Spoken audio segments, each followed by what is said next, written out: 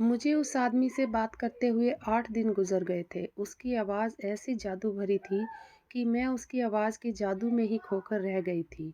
उसकी बातों ने मेरी नींद उड़ाकर रख दी थी। कौन कहता है कि मर्द ही औरत की मोहब्बत में पागल हो जाता है, दीवाना हो जाता है, उसका आशिक बन जाता है।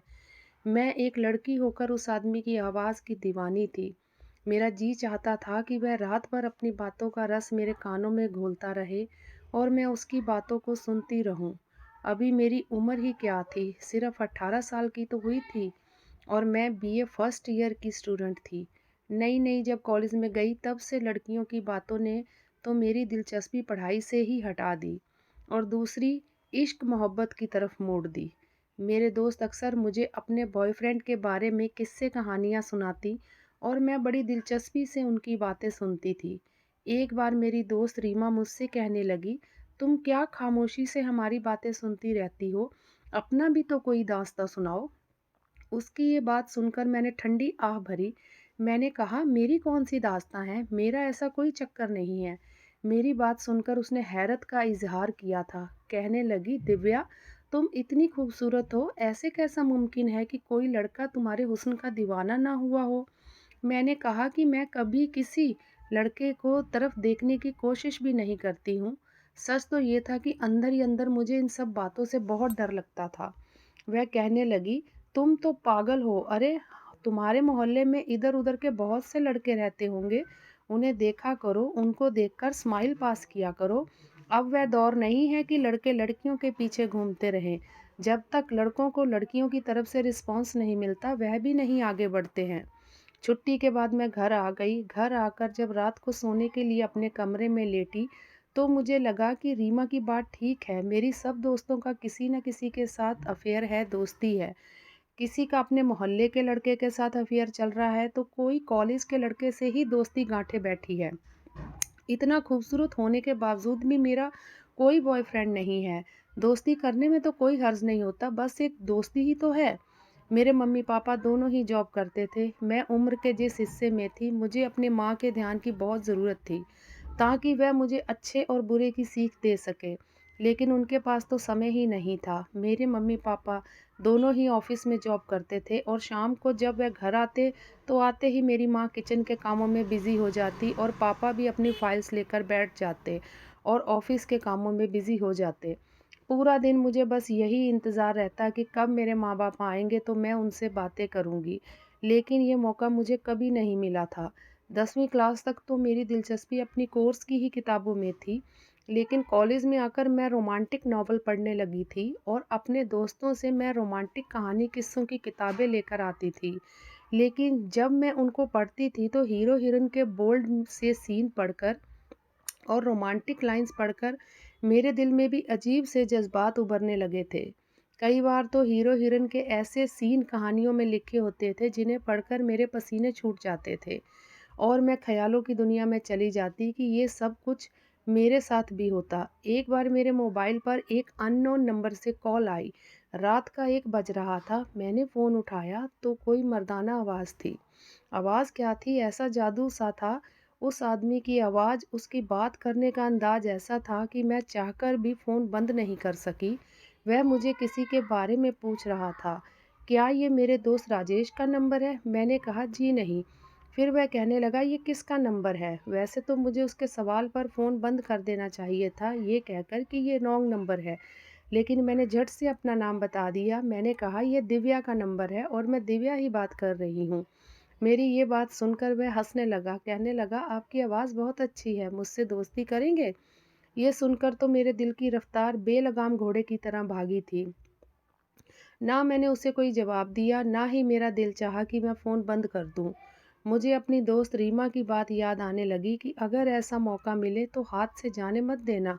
अरे यही तो वो दिन होते हैं एन्जॉय करने के। उसके बाद तो मुझे अपनी पढ़ी कहानी का ही एक सीन भी याद आने लगा, जहाँ हीरो-हीरोइन की मोहब्बत की दास्तान एक फ़ोन कॉन्टैक्ट से होती है। मैंने कहा, मैं आपको जानती नहीं हूँ तो दोस्ती क्यों करूँ? मैं जानबूझकर बात बनाई थी। वह कहने लगा, इसीलिए तो कह रहा हूँ दोस्ती कर लें, दोस्ती करेंगे तभी तो जान-पहचान बढ़ेगी। मैंने कुछ अदाएँ और नखरे दिखाने के बाद उससे दोस्ती करने की हामी भर ली। मैं बेहद खुश थी। मुझे तो यूँ लग रहा था जैसे कि मैं अपनी पूरी दुनिया को अपनी मुट्ठी में कर ली हूँ। खैर, गलत रास्ते पर चलने में मज़ा बहुत आता है और ये रास्ता बहुत आसान भी लगता है। मेरे साथ भी ऐसा ही कुछ हो रहा था। पछतावा तो इंसान को बाद में होता है जब सब कुछ ख़त्म हो चुका होता है। मुझे अभी 8 दिन ही उस इंसान से बात करते हुए थे कि उसने जो फ़रमाइश मेरे सामने रखी थी, मैं तो समझ नहीं पा रही थी कि क्या जवाब दूँ। वह कहने लगा, अपनी तस्वीरें मेरे व्हाट्सएप पर सेंड कर दो, मैं तुम्हारे चेहरे को देखना चाहता हूँ। मुझे यकीन है कि जैसे तुम्हारी आवाज़ खूबसूरत है, तुम खुद भी बहुत खूबसूरत होगी। ये सुनकर मैं सोच में पड़ गई थी कि मैं क्या करूं या क्या ना करूं। मैंने सोचा कि मुझे रीमा से पूछना चाहिए। मैं अगले दिन कॉलेज जाते ही रीमा को अपना हमराज बना ली। मेरी बात सुनकर पहले तो वह एकदम से चौंक पड़ी, फिर खुश हो गई और कहने लगी, तुमने तो बड़ा ही अक्लमंदी का काम किया है। अरे यही तो दिन होते हैं हवाओं में उड़ने के, मौज मस्ती करने के। उसके बाद तो बस ज़िंदगी की जिम्मेदारियों में बंद हो जाते हैं। फिर कहने लगी, तुम घबराओ मत और अपनी तस्वीरें उसे भेज दो। मैंने कहा कि बस मुझे यही डर है कि किसी अजनबी को अपनी तस्वीरें भेजना कुछ गलत ना हो जाए। मैं समझ नहीं पा रही थी कि मैं क्या करूं और क्या नहीं करूं। मेरी माँ से मेरा कोई दोस्ताना माहौल नहीं था, मैं अपने दिल की बात उनसे कह पाती। वह तो मेरी कोई भी बात ध्यान से सुनती ही नहीं थी, उनके पास इतना टाइम ही नहीं होता था, कभी मेरे पास बैठती ही नहीं थी। जब भी मैं उनसे बात करने के लिए उनके पास बैठती थी, तो वह अपने पर्स से ढेर सारे पैसे निकाल कर मेरे हाथ पर रख देती और कहती, कोई और ज़रूरत हो तो बता देना, अपनी पढ़ाई पर ध्यान दो, और उसके बाद वे अपने कमरे में चली जाती।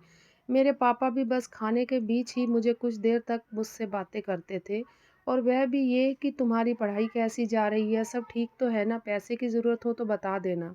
कभी कभी मैं सोचती थी कि शायद मेरे माँ बाप का मुझे बस यही रिश्ता रह गया है कि मुझे मेरी हर ज़रूरत की चीज़ देते हैं, लेकिन उनके पास मुझे देने के लिए समय नहीं था।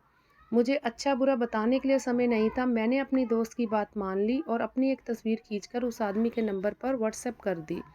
कुछ देर बाद ही मेरी उस तस्वीर पर दिल का इमोजी बना हुआ था। उसके बाद वह कहने लगा, देखा, मुझे मालूम था कि तुम बहुत हसीन हो। मैंने भी उससे कहा कि मुझे तुम्हारी तस्वीर देखनी है। वह कहने लगा, तुम्हें मैं तस्वीर नहीं दिखाऊंगा, मैं तो खुद ही तुम्हारे सामने आकर खुद को तुम्हें दिखाऊंगा और पूछूंगा कि मैं कैसा हूँ।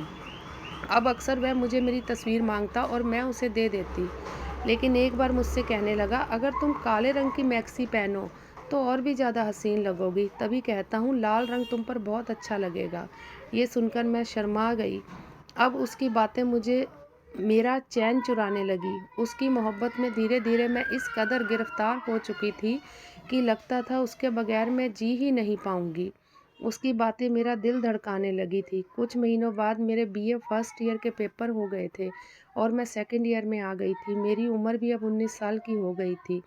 अब उसको मैंने बताया कि मैं 19 साल की हो गई हूँ, तो वह कहने लगा, मुझे अपने घर का पता बताओ, मैं तुम्हें बहुत कीमती एक तोहफ़ा भेजूँगा। लेकिन मैं उसे बताने से कतराने लगी। मेरे अंदर कहीं न कहीं एक डर ज़रूर था। लेकिन जब भी मैं रीमा से मशवरा माँगती, वह कहती, दे दो, वह तुमसे इतनी मोहब्बत करता है, तुम्हें उसकी मोहब्बत पर शक नहीं करना चाहिए। मैंने उस आदमी को अपना पता दे दिया, लेकिन मैंने उससे कहा, दिन के समय कोई गिफ्ट भेजना, क्योंकि शाम में मेरे माँ बाप आ जाते हैं। उसने कहा, ठीक है, तुम्हें तुम्हारा तोहफा कुछ दिन बाद मिल जाएगा। अब मुझे उसके तोहफे का इंतज़ार था। दोपहर के समय एक आदमी ने दस्तक दी। मैंने फौरन से दरवाजे के पास भाग कर गई और पूछा, कौन है? उसने कहा, आपका कोरियर आया है। मैंने फौरन दरवाज़ा खोला। 50-55 की उम्र के लगभग एक आदमी था। उसके हाथ में एक गिफ्ट पैक था। मैंने उस गिफ्ट पैक को लिया। मुझे लगा कि वह कोई टीसीएस वाला होगा। उस आदमी की तेज़ नज़रों ने मुझे नर्वस किया। मैंने गुस्से से उसकी तरफ देखा। मैंने दरवाज़ा बंद कर दिया। जब वह तोहफ़ा अपने कमरे में आकर खोला, तो मेरे होश ही उड़ गए। वह एक बहुत ही महंगी खूबसूरत मैक्सी थी, जो कि लाइट पिंक कलर की थी, लेकिन उसका गला आगे और पीछे दोनों ही तरफ से काफ़ी गहरा था। मुझे मैक्सी तो बहुत पसंद आई, लेकिन मैं ये सोच रही थी कि मेरी माँ जब मेरी अलमारी में ये मैक्सी देखेंगी, तो वह पूछेंगी, इतनी फैंसी मैक्सी तुम्हारे पास कहाँ से आई? तो मैं क्या जवाब दूँगी?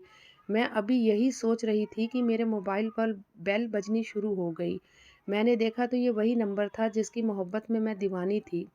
उस लड़के का नाम अंकित था। मैंने फ़ोन उठा लिया। अंकित कहने लगा, तुम्हें तुम्हारा तोहफ़ा पसंद आया? मैंने कहा, हाँ, तोहफ़ा तो बहुत पसंद आया। वह कहने लगा, फिर तोहफ़ा देने वाले का हक भी अदा करो।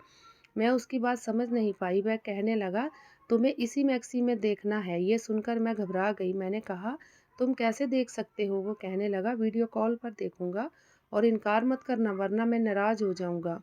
मैं उसे नाराज़ नहीं करना चाहती थी। मैंने कहा, ठीक है, मैं अभी तैयार होती हूँ। मैंने वह मैक्सी पहन ली। ऐसी फैंसी कपड़े मैंने आज तक नहीं पहने थे। भले ही मेरे माँ बाप मुझे समय नहीं देते थे, लेकिन मेरी परवरिश ऐसी थी कि मैं इस तरह की ड्रेस पहनती नहीं थी। मैं हमेशा फुल कपड़े ही पहनती थी, लेकिन ये मैक्सी पहनकर मैं खुद को ही देखकर शर्मा गई। इसीलिए मैंने एक दुपट्टा ले लिया। जैसे ही वीडियो कॉल की बेल बजी, मेरा दिल ज़ोरों से धड़कने लगा। मैं बहुत नर्वस हो रही थी। पहली बार उस लड़के को यूँ अपने सामने रूबरू देख रही थी। दिल में मेरे भी बहुत शौक था कि मैं देखूंगी कि वह कैसा है। मैंने अपना दिल थामा और वीडियो को ऑन किया, लेकिन ये क्या? सामने तो बिल्कुल अंधेरा था, कुछ भी दिखाई नहीं दे रहा था सिवाय 2 आँखों के। शायद कमरे की लाइट बंद थी। मैंने कहा कि अंधेरा क्यों है? तो वो कहने लगा, मैं तुम्हें अभी अपना चेहरा नहीं दिखाना चाहता, लेकिन देखो बहुत जल्द दिखाऊँगा। वह मेरी तारीफ़ें करने लगा। मैंने जितने भी ख़्यालों में तुम्हें सोचा था तुम इस ड्रेस में ऐसी लगोगी, वैसी लगोगी, लेकिन मेरे सारे ख़्याल तुम्हारे इस हुस्न के आगे कुछ भी नहीं। ये सुनकर मैं शर्मा गई और फिर कहने लगा, अपना दुपट्टा उतार दो, मुझे तुम्हें बिना दुपट्टे के देखना है। ये सुनकर मेरा दिल धक से रह गया। आज पता नहीं क्यों अंकित के अंदाज बदले-बदले से लग रहे थे। हम दोनों को फ़ोन पर बात करते हुए काफ़ी दिन हो गए थे, लेकिन कभी उसने थर्ड क्लास टाइप की बात कोई नहीं की थी। लेकिन आज बहुत सारी ऐसी बातें क्यों कर रहा था?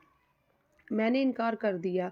वह कहने लगा, आज मैं तुम्हारी नहीं सुनूँगा, बस वही करो जो मैं कह रहा हूँ, वरना मैं तुमसे नाराज़ हो जाऊँगा। तुम्हें कभी भी फ़ोन नहीं करूँगा, तुमसे बहुत दूर चला जाऊँगा। मैं उसकी नाराज़गी किसी भी सूरत में बर्दाश्त नहीं कर सकती थी। इसीलिए मैंने वही कहा और वही किया जो वह कह रहा था। उसके बाद वह मुझसे जो-जो कहता गया, मैं वही करती गई।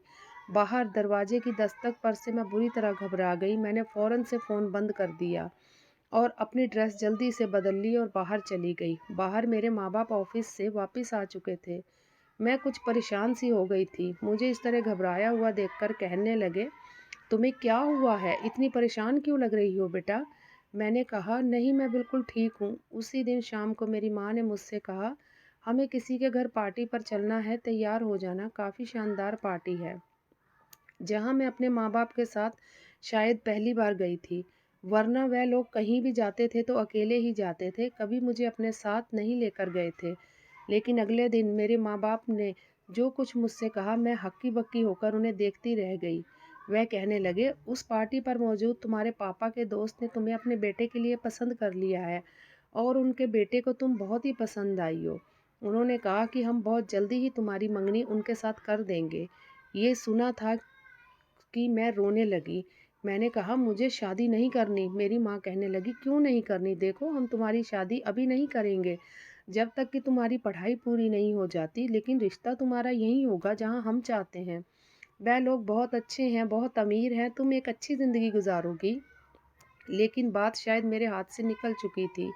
मैं तो उसी आदमी की मोहब्बत में पागल हो चुकी थी। मैंने कहा, मैं किसी और को पसंद करती हूँ और उसी के साथ शादी करूँगी। ये सुनकर तो मेरे पापा आपे से बाहर हो गए और उन्होंने मुझे थप्पड़ मारा और मेरी माँ से कहने लगे, हम इसके लिए दिन-रात मेहनत कर रहे हैं और ये ना जाने किन मोहल्ले के आवारा लड़कों से इश्क लड़ाती फिर रही है। मेरी माँ ने भी मुझे बहुत बुरा-भला कहा, लेकिन मैं रोते हुए बार-बार यही कहती रही, मैं इसके अलावा किसी से शादी नहीं करूँगी। मेरी माँ मुझे बाजू से पकड़कर मेरे कमरे में ले गई और मुझे कमरे में बंद कर दिया गया और कमरा बाहर से लॉक कर दिया गया। जैसे ही रात को अंकित का फ़ोन आया, मैंने उसे सारी बात बता दी। ये सुनकर अंकित कहने लगा, मैं तुमसे शादी करना चाहता हूँ। ये सुनकर मैं एकदम से परेशान हो गई। मैंने कहा, अंकित, ये कैसे मुमकिन है? मेरे माँ-बाप नहीं मानेंगे। वह कहने लगा, कल ही तुमसे शादी कर लूँगा। मैंने कहा, अंकित, ऐसा कैसे हो सकता है? मैं इस घर से भाग नहीं सकती। मेरी माँ ने मुझे कमरे में लॉक कर दिया है। वह कहने लगा, तुम चिंता मत करो। जब तुम्हारे माँ-बाप काम पर चले जाएँगे तो मैं तुम्हें लेने तुम्हारे घर आऊँगा और फिर हम मंदिर में जाकर शादी कर लेंगे। मुझे उसका आइडिया सही लगा। मुझे अब उसके सिवा कुछ भी नज़र नहीं आ रहा था। अगले दिन जब मेरे माँ-बाप जॉब पर चले गए तो वह घर आया, लेकिन उसने अपने आप को पूरी तरह छुपा रखा था। मैं उसका चेहरा नहीं देख पा रही थी। मैंने उससे कहा कि अपना चेहरा दिखाओ, लेकिन वह कहने लगा मैं तुम्हें शादी के बाद ही अपना चेहरा दिखाऊँगा।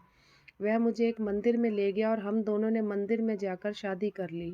उसने मुझे घर छोड़ दिया और कहने लगा कि तुम अपने माँ-बाप से कहो कि तुम्हें इस रिश्ते से कोई एतराज़ नहीं है, ताकि तुम्हारी कैद ख़त्म हो जाए। तुम्हारे माँ-बाप को तुम पर विश्वास आ जाए कि तुम उनके बताए हुए रिश्ते पर राज़ी हो। मैंने ऐसा ही किया जैसा अंकित ने कहा था। मैंने अपनी माँ से कह दिया कि मुझे उनके लाए हुए रिश्ते पर कोई एतराज़ नहीं। मेरी माँ ने ये सुनकर मुझे गले से लगा लिया और बहुत खुश हुई और बोली, ये फैसला हम तुम्हारे लिए ही कर रहे हैं और ये बेहतर ही होगा। तुम बाद में यही कहोगे कि हमने तुम्हारे लिए बहुत ही अच्छा किया। खैर, मैं जो कदम उठाना चाहती थी वह तो मैं उठा चुकी थी। कुछ ही दिन में मेरे पापा के दोस्त और उनकी पत्नी आकर मुझे अपने बेटे के नाम की अंगूठी पहनाकर चले गए। मेरे माँ-बाप मेरी तरफ से दोबारा से बेफ़िक्र हो गए थे। एक दिन वह ऑफिस गए थे कि पीछे से एक टीसीएस वाला आ गया। मैं जानती थी उस टीसीएस के पैकेट में मेरी शादी के पेपर हैं, जिस पर मुझे साइन करके उस आदमी को वापस करना है, क्योंकि मेरी अंकित से पहले ही बात हो चुकी थी। मैंने उन पेपरों पर साइन कर दिए और वह कहने लगा आपको अपना पहचान पत्र का नंबर भी बताना पड़ेगा। मैंने उसे अपना नंबर भी दे दिया। एक दिन पहले ही मेरा कार्ड बनाकर मुझे मिला था। मैं अपना कार्ड देखकर उसे अपना नंबर बता ही रही थी कि कहने लगा मुझे इसकी तस्वीर चाहिए। उसने अपने मोबाइल से मेरे कार्ड की तस्वीर खींच ली और फिर वह चला गया। सारे मामले तय हो चुके थे। अब मैं सुकून से थी कि अंकित मेरा हो चुका है। लेकिन कुछ दिन बाद ही मुझ पर कयामत टूट पड़ी। जब रात के समय हम खाना खा रहे थे तो दरवाजे पर दस्तक हुई।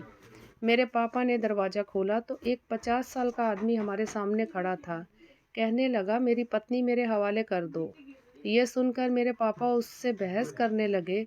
शोर सुनकर मेरी माँ भी बाहर आ गई। मैंने पहले उस आदमी को देखा या शायद देखा है, मेरे दिमाग में एकदम से सन्नाटा हुआ। ये तो वही बूढ़ा है जो मेरे लिए गिफ्ट लाया था। वह कहने लगा मेरी आपकी बेटी से शादी हुई है। उसकी आवाज़ सुनकर तो मैं सांस लेना ही भूल गई थी। ये तो अंकित की आवाज़ थी। तो क्या अंकित एक 50 साल का आदमी था? इस सोच ने ही मुझे चक्कर आने पर मजबूर कर दिया। उसने वह शादी के पेपर और वीडियो भी दिखा दी जिसमें मैंने मंदिर में उसके साथ फेरे लिए थे। जब मैं उसके पीछे फेरे ले रही थी तब उसने अपने चेहरे से मास्क हटा दिया था और जब वह मेरे पीछे था तब भी उसने अपने चेहरे से मास्क हटा दिया था। यानी कि ये सब उसकी एक चाल थी। वह सिर्फ मेरे सामने ही अपने आप को छुपा कर रखता था। मेरे माँ-बाप तो एकदम से हक्का-बक्का रह गए और मैं पत्थर की मूरत बनी सबकी शक्ल देख रही थी कि मेरे साथ बहुत बड़ा धोखा हुआ था। लेकिन ये सब मैंने अपनी बेवकूफ़ी में किया था और मैं इस सब से अब इनकार भी नहीं कर सकती थी। मेरे माँ-बाप कहने लगे दफ़ा हो जाओ इस आदमी के साथ और दोबारा कभी अपनी शक्ल भी मत दिखाना। तुमने अपनी ज़िंदगी खुद नर्क बनाई है तो जाओ जलो इस नर्क की आग में। मैं किसी बेजान शरीर की तरह उस आदमी के साथ अपने घर की दहलीज से बाहर निकल गई थी। बाहर गाड़ी खड़ी थी। उसकी फ्रंट सीट पर उसने मुझे बैठने के लिए कहा। मेरा दिल खून के आंसू रो रहा था। ये थी मेरे वह जुनूनी मोहब्बत जिसकी खातिर मैंने अपने माँ-बाप का दिल दुखाया था। वह आदमी जिसकी खातिर मैंने अपनी हँसती-बसती इज़्ज़तदार ज़िंदगी को ठोकर मारी थी। मैं तो शायद उसकी बेटी से भी कम उम्र की थी। ये आदमी तो मेरे पापा की उम्र से भी ज़्यादा था। मैं ये भी नहीं जानती थी कि वह आदमी शादीशुदा है या बिना शादीशुदा है। मेरी उसके घर में क्या इज़्ज़त, क्या सम्मान हो सकता है, मुझे कुछ भी नहीं पता था। पूरा रास्ता खामोशी से कटा था। गाड़ी उसके घर के सामने खड़ी हुई। मैं उसके साथ ही उसके घर में दाखिल हुई थी। पूरा घर खाली था। वह मुझे एक कमरे में ले गया। आज उसके मुँह से मुझे अपनी तारीफ़ बहुत बुरी लग रही थी, लेकिन मैं चुप थी। अजीब बात यह थी कि उसने मेरी तारीफ़ तो बहुत की, लेकिन मुझे कोई भी संबंध नहीं बनाया। वह मुझसे दूर ही रहता। 1 महीना लगा था, लेकिन मैंने अपने दिल को समझा लिया था। किसी आदमी के सिवा आप मेरा कोई और ठिकाना नहीं था। जैसे भी है मुझे इसी के साथ ज़िंदगी काटनी है। लेकिन वह आदमी एक बार भी मेरे करीब नहीं आया। खैर मैंने मोहब्बत तो उसी से की थी और शादी भी हो चुकी थी। अपना घर भी मैं छोड़ चुकी थी। इसीलिए चाहती थी कि मैं भी ऐसी ही शादीशुदा ज़िंदगी गुज़ारूँ जैसे सब लड़कियाँ शादी के बाद गुज़ारती हैं। लेकिन वह आदमी मेरे कभी भी करीब नहीं आता था, बस मोहब्बत भरी बातें ही करता रहता था। एक बार वह हुआ जिसने मेरे होश उड़ाकर रख दिए। 1 महीने से मैं अंकित के साथ इस घर में रह रही थी, लेकिन आज तक कोई नहीं आया था। लेकिन एक रात उसका भतीजा उससे मिलने आया। मैं उस समय किचन में खाना बना रही थी। अंकित ने दरवाज़ा खोला तो 24-25 साल का खूबसूरत हैंडसम नौजवान घर में दाखिल हुआ और अंकित के साथ गले लगकर रोने लगा और कहने लगा कि उसने मेरे साथ बेवफ़ाई कर दी। भाई, मैंने उसे दिलो-जान से चाहा था, उसके घर रिश्ता भी भेजा।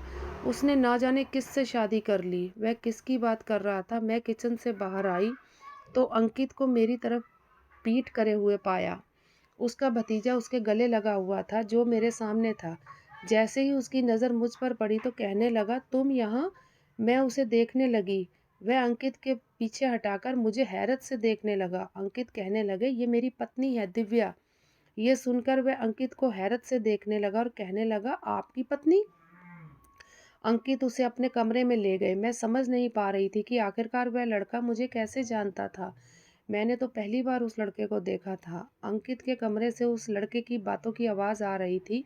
मैं फ़ौरन से उसके कमरे के पास चली गई और जो बातें मैंने सुनी, मेरे तो उनको सुनकर होश ही उड़ गए।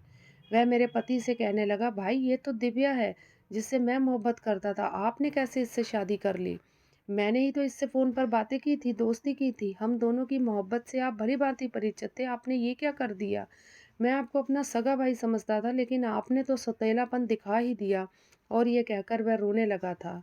मेरे पति कहने लगे, जब तुमने मेरे साथ इस लड़की को गिफ्ट देने भेजा था, इसे देखकर मैं अपने होश खो बैठा। इसीलिए मैंने चोरी से तुम्हारे मोबाइल से इसकी सिम निकाल ली और इस लड़की का नंबर मुझे अपने फ़ोन पर सिम लगते ही मिल गया। और जब वीडियो कॉल पर मैं इस लड़की का हुस्न देख रहा था, तो सोचा कि तुम तो जवान जहान हो, तुम्हें तो कोई भी लड़की मिल जाएगी। लेकिन मुझे ये लड़की पहली ही नज़र में पसंद आ गई थी और मेरी उम्र भी बहुत हो गई थी। मुझे कोई भी अपनी लड़की नहीं देना चाहता था। इसीलिए तुम्हारा अधूरा इश्क मैंने शुरू किया और मुझे लगा तुम इस लड़की को कुछ ही दिन में भूल जाओगे। लेकिन जब मुझे पता चला कि इस लड़की का बाप तुम्हारे पापा का दोस्त है और तुम्हारा रिश्ता भी इस लड़की से तय हो चुका, तो मैं बहुत परेशान हो गया और इसलिए मैं जल्दबाजी में छुपकर इससे शादी करने पहुंच गया। लेकिन देखो, मैं नामर्द हूँ, पत्नी के काबिल नहीं हूँ, इसीलिए इसकी इच्छाएं तो पूरी नहीं कर सकता। लेकिन अब मुझे अंकित समझकर मोहब्बत करती है, इसीलिए मेरी मोहब्बत के सहारे ज़िंदगी गुजार लेगी। लेकिन तुम वापस चले जाओ और दोबारा यहाँ मत आना, वरना मेरी ज़िंदगी बर्बाद हो जाएगी। मैं आज तक तुम लोगों की खातिर बहुत कुर्बानियाँ देता रहा हूँ। आज तुमसे अपनी ज़िंदगी की खुशी माँग रहा हूँ, इनकार मत करना। मेरे पति उस लड़के के सामने हाथ जोड़कर विनती कर रहे थे और मैं थी कि मुझे लग रहा था कि मैं कोई खिलौना थी जिसे दोनों भाइयों ने मिलकर खेला था। मुझे खुद पर अफ़सोस होने लगा। मेरे बाप ने मेरे लिए अच्छे से अच्छा सोचा। काश मैं ये सब पहले सोच पाती। काश मेरे माँ-बाप मुझे अच्छे-बुरे की तमीज़ पहले ही सिखा देते, तो आज मेरा प्यार मेरे पास होता। मेरे माँ-बाप ने मेरे प्यार को ही अनजाने में मेरे लिए चुन लिया था और मैं अंकित को अपनी गलती की वजह से खो बैठी थी। मेरी ज़िंदगी बर्बाद होकर रह गई थी। मेरी उन लड़कियों से विनती है कि कहानियों को पढ़कर मोहब्बत को ही सब कुछ समझ लेती हैं। कहानियों की ज़िंदगी और सच्चाई में बहुत फ़र्क होता है। भगवान के लिए माँ-बाप को दिल को कभी मत दुखाना, वरना पछतावे के अलावा हमारे हाथ कुछ नहीं लगेगा।